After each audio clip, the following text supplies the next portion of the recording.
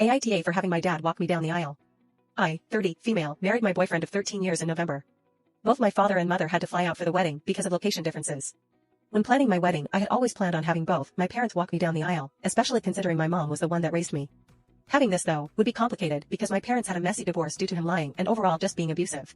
Because of this, I waited last minute to tell my dad about the plan, but of course his new wife was not okay with the plan and forced him to say no. Having to tell my mother this was awful, especially considering she was already nervous about my dad being there. So naturally she starts crying when I'm telling her this, which made me feel awful.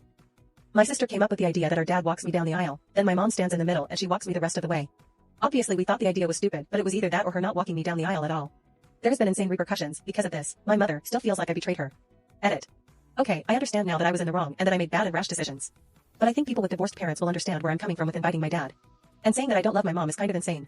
All of this happened the night before the wedding and it was a destination wedding. The whole thing would have been an even bigger mess if I had told him to screw off.